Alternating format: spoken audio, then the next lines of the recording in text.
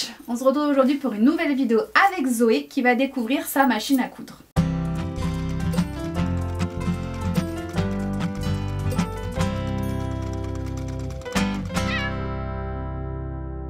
Pour la petite histoire, du coup vous avez déjà vu une vidéo où Zoé a appris à coudre une magnifique robe, trop belle. Et originale surtout. Très originale. Et du coup elle voudrait continuer la couture et il lui fallait donc une machine à coudre. Il se trouve que j'avais une machine à coudre. Il s'agit en fait pour la petite histoire de la machine à coudre de Mamie Pluche qu'on a pu récupérer, qui est... On a vu la date, pas toute jeune mais ça va. Le modèle date de 1995. Voilà, on vous laisse faire le calcul. Et c'est quand même une bonne marque parce que c'est la marque Toyota. On a regardé, il y a bien les 3 pieds importants, enfin voilà, on a un peu checké tout ce qu'il fallait. Donc pour débuter, c'est vraiment une bonne machine. Et puis tant qu'à faire, si elle peut continuer sa vie de machine à coudre avec une nouvelle génération, c'est encore mieux. Et pour la petite anecdote, je pense que mon doudou a été cousu avec cette machine à coudre. Voilà, donc elle est précieuse cette machine, elle fait que des bons trucs.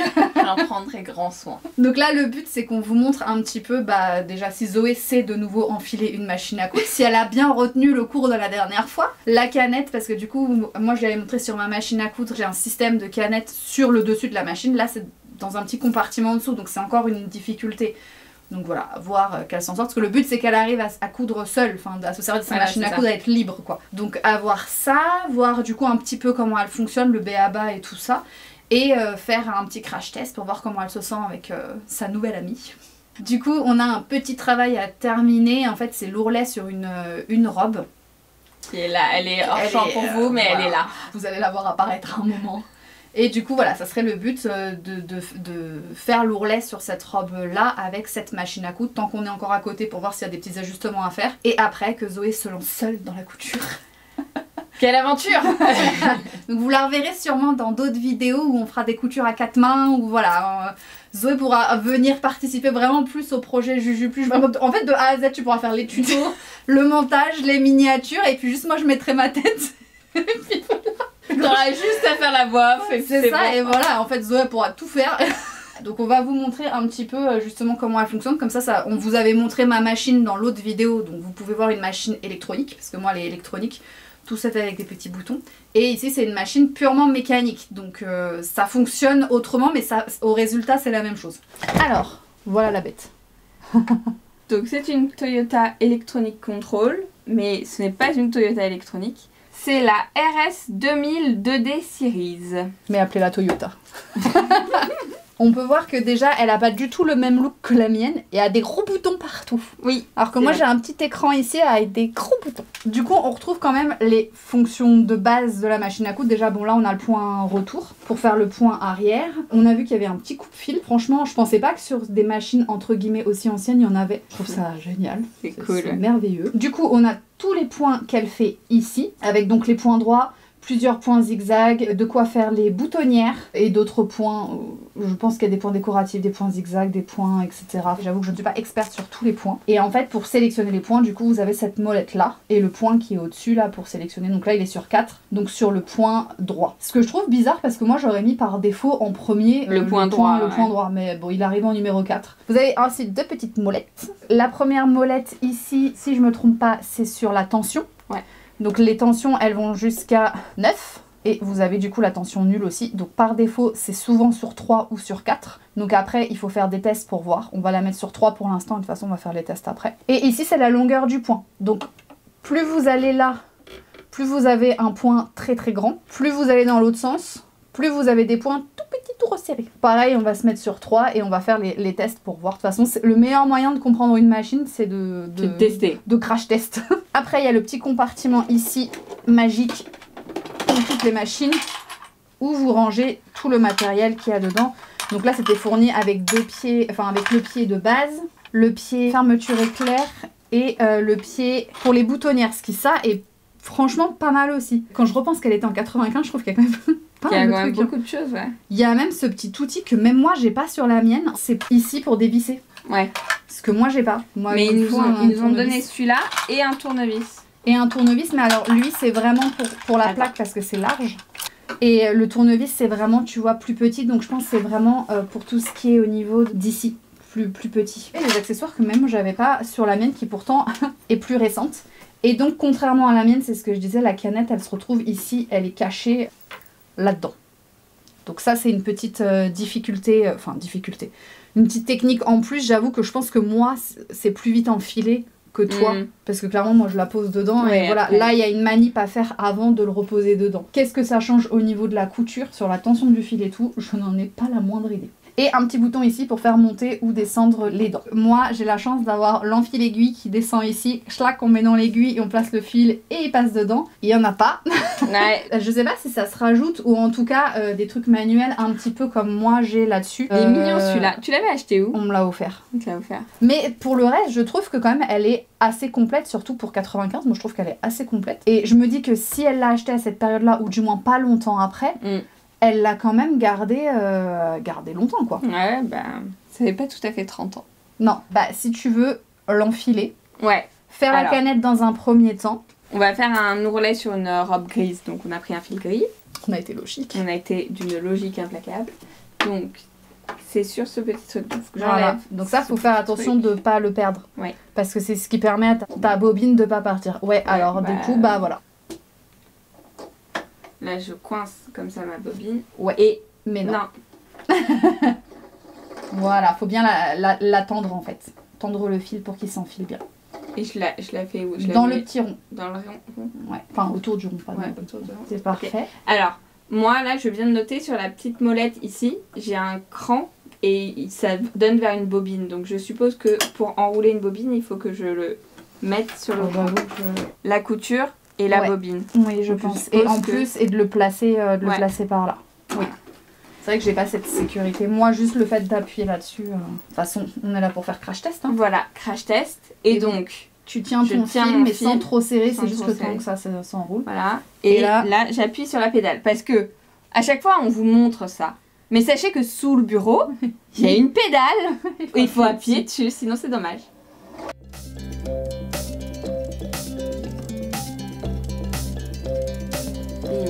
Mais finalement, elle reste en place. Hein. Donc là, je coupe ici. Je remets ici en fonction couture pour pas que... Voilà. Et là, j'enlève ma bobine parce que ça y est... Ma canette. Parce que ça y est, ma canette est enfilée. Donc après, je mets ma canette. Alors, le sens, en fait, il faut savoir que du coup, il y a un petit cran ici. Donc, il faut que ton fil ressorte par là. Mais il faut pas qu'il aille dans... Il faut pas que ça soit dans ce sens-là. Parce qu'il faut contrarier le sens du fil. Il faut que tu lui dises de revenir en arrière pour repasser là, pour créer une tension. Donc comme ça. Attends, il faut que je me... Vas-y, mets-toi et puis... T'as raison. Parce que si je me place comme ça, mon fil, il est tout juste... Il est mis... Enfin, il a qu'à suivre le chemin. Nous, ce qu'on veut, c'est l'embêter. Et là, il revienne en arrière un peu quelque part. Donc, en gros, mon fil, il part vers la droite. Et en fait, on va le faire aller à gauche, le faire passer là-dedans, je sais pas que vous voyez bien, et remonter comme ça. Exactement. Et là, mon fil est enfilé. Ton fil est enfilé dans la... je sais pas comment on appelle ça, mais... Mon porte-canette. Voilà. Et après, mon porte-canette, je le mets là-dedans. Avec le crochet va en haut, en fait. Le crochet va en haut. Et je clique, et ça fait clic. Et là, les dents. Pour l'instant, ça c'est bon. On a le fil en bas. Maintenant, il faut faire le fil en haut. Voilà. Donc, bon, je l'enlève de là où je l'avais mis. Mon 1, je dois le passer derrière mon cercle et dans ce tout petit crochet ici. Ensuite, je le descends. Est-ce que je dois le faire passer dans ce truc-là? Alors là, bonne question. Naturellement, excuse-moi, quand tu... Non, tu le places devant. Je pense que naturellement, le fil se place devant. Ensuite, là, le 2, je remonte. Le 3, je passe dans ça. Oui. Donc, tu fais le tour. Donc, je fais juste le naturellement, tour. Il y va. Naturellement, il descend.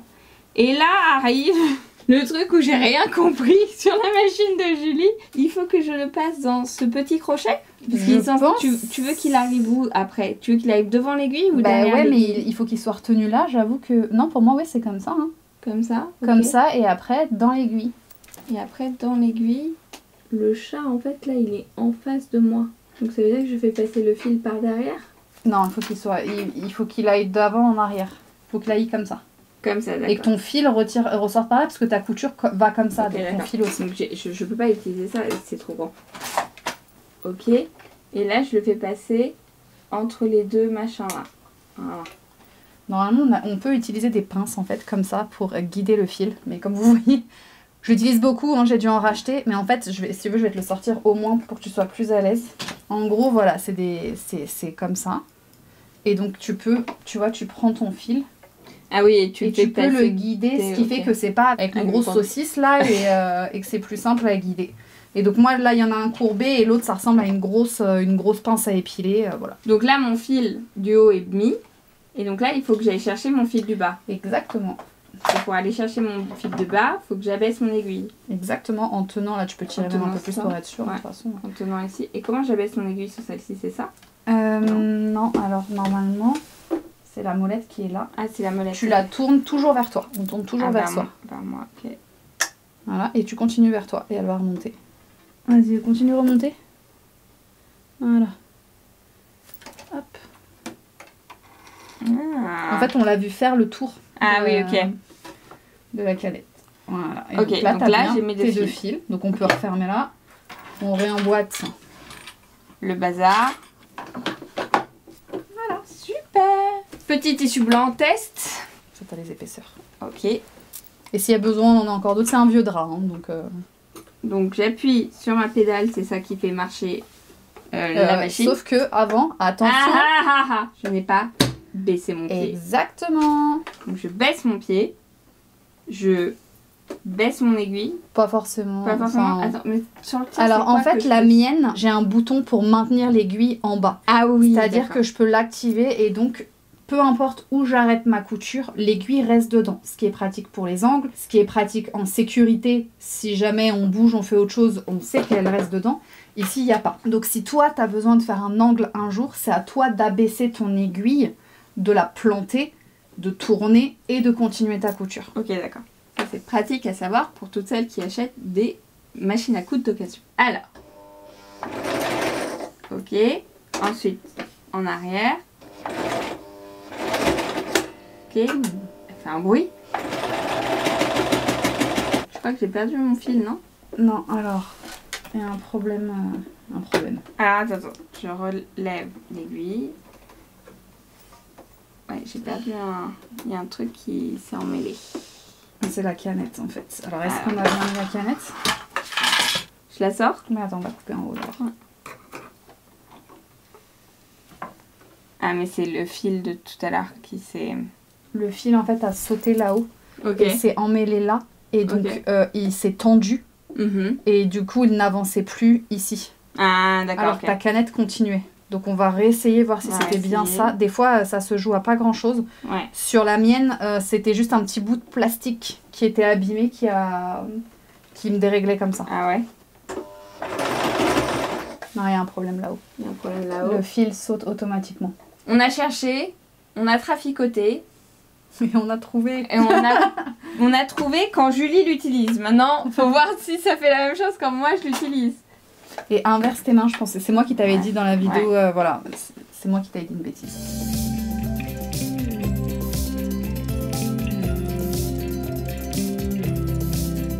Alors là, pense bien à remonter toujours ton aiguille pour que le fil soit pas tendu. Et là, tu peux tirer ton tissu. Là, je tire et n'hésite pas à laisser de la marge. Oui, ici pour pas que... Là aussi, ici, dans les deux. Parce que là, tu vois, si ton ourlet, t'as mal fait ton point là, si te reste tu peux refaire un petit nœud ou quelque chose, ou retravailler, ou voilà. Bah écoute, le point me paraît plutôt pas mal.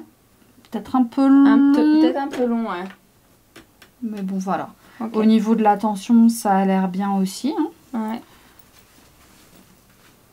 Bon, forcément, sur du blanc, on va se voir. Puis là, je tire à mort. Et ça se défait pas. Donc écoutez, je pense que c'est bien. En fait, la seule subtilité, et c'est ce que je vous dis, moi j'avais un problème sur ma machine parce qu'il y avait un bout de plastique, c'est que là, le fil, on l'avait fait passer ici, dans cette petite fente-là.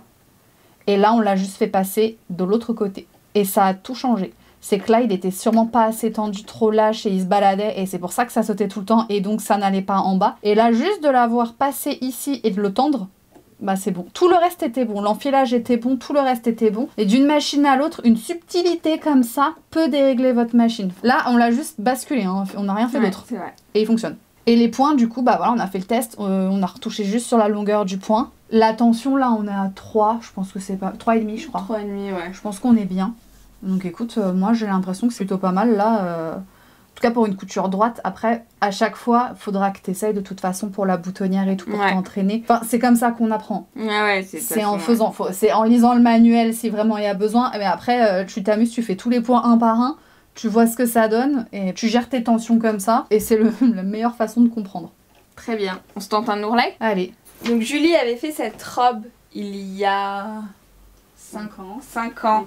Ouais, 4 ans et demi. Comme cadeau pour ma belle-mère. Parce que maintenant elle est trop petite pour ma belle-mère, du coup je la récupère. Mais il y a eu un souci parce que au lavage, la doublure a rétréci et pas le lainage. Et du coup l'ourlet gondolait, c'était pas très élégant. On va refaire l'ourlet. Le truc c'est que à plat, il n'y avait pas de souci. Et en fait c'est dès que je la mettais portée, il y avait un souci. En fait, c'est pas grave, tu vois, si on n'est pas bord à bord, mais si on la remonte un petit peu, je pense qu'il faut... elle, si elle baille, c'est pas grave. Mais c'est le fait qu'elle tire qui est embêtant. Donc limite, on tire un petit peu, on fait l'ourlet comme ça, et si elle doit retomber un peu comme ça quand tu la portes, bah c'est pas gênant. Ouais, je suis d'accord. Donc je pense on remonte un petit peu, et puis limite, si elle déborde, quoi.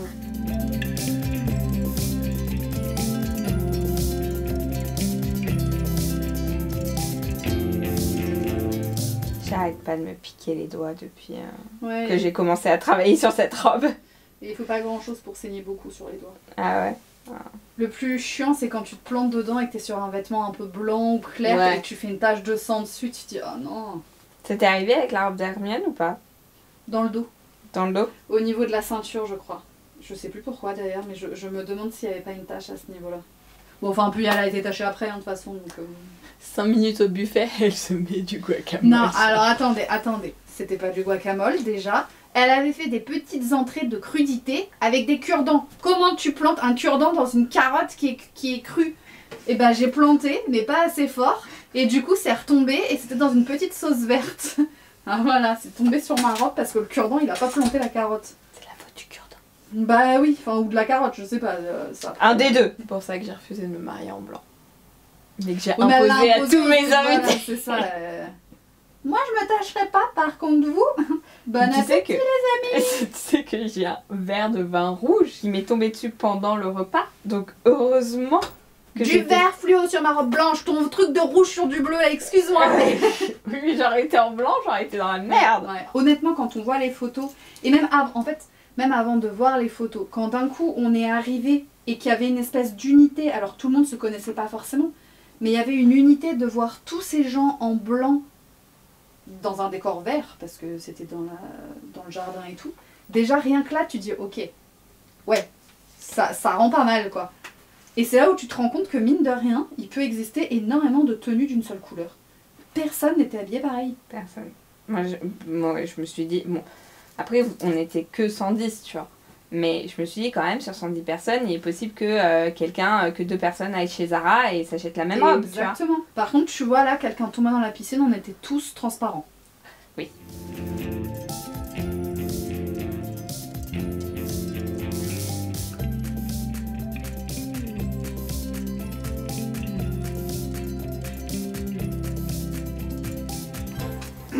Oups, sorry.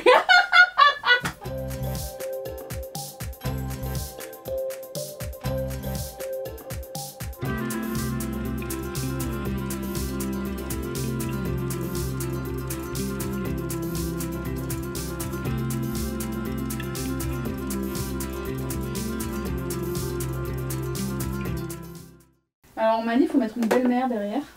Une belle-mère. Ouais, c'est un bout de tissu qui est où ta surélève. belle-mère? En gros, tu mets ton tissu là, ce qui fait que tu vois, ton pied il est droit. Okay. Et quand tu avances ta couture, lui il va jarter, tu continues, tu seras au bon niveau. Là, tu l'as bien abaissé. Là, c'est abaissé. Ok. Donc, on est d'accord que je dois faire mon point de aller-retour là. Ouais. Est-ce que j'enlève la première aiguille? Moi, j'enlève pas les aiguilles, mais toi, t'arrivais pas à coudre avec. J'arrivais pas à coudre avec. Bon, on va essayer déjà que ça avance. Ok. Ok. Là maintenant. Inverse tes mains. J'inverse les mains. Pardon. Enfin, pour toi, pour que tu sois le plus à l'aise, je pense qu'on est quand même plus à l'aise comme ça. Ok. Donc là.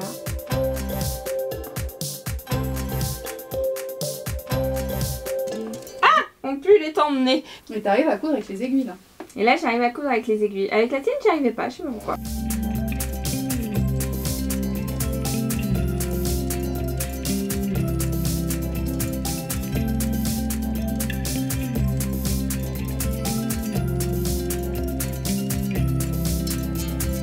Bah, c'est pas mal. Comme le gris, il est complètement invisible. Ça rend bien, hein. Alors, maintenant, il faut la voir debout pour voir si ça refait l'effet moche qu'on avait avant. Mais elle fonctionne parfaitement. Et alors, tes premières impressions? Écoute, il y a le feeling. Il y a le feeling. Non, mais c'est vrai, elle est vraiment chouette, hein. Mais et puis elle passe, de la bonne cam, hein. Elle passe super bien les épaisseurs. Je sais pas si vous avez vu au début, parce qu'on l'a mis, mais je l'ai pas dit. On a mis une pièce de tissu ici. Ça s'appelle une belle-mère. Et en fait, quand elle a placé Zoé le tissu ici, le pied presseur s'est levé et donc ça aurait été difficile d'entraîner. La belle-mère, c'est une pièce de tissu que vous allez passer derrière pour que votre pied presseur soit droit. Et quand vous avancez au niveau de la couture, le tissu, il tombe, on s'en fiche. Et nous, on continue notre couture, notre pied presseur, de toute façon, il est à la même hauteur. Donc pour débuter une couture, quand c'est assez épais, vous remettez une épaisseur pareille de l'autre côté d'un autre tissu, une belle-mère, et vous avancez. Et c'est vrai qu'elle a bien passé les épaisseurs, elle a passé les aiguilles sans accrocher dedans, et elle est de 95. On répète, hein. Elle est de 95. Bonne cam, bonne cam. Ouais. Du coup, bah voilà, ton premier ourlet sur une robe, du coup, vintage, je plus, vintage d'il y a 4 ans. Elle est très bien. Alors, débrief.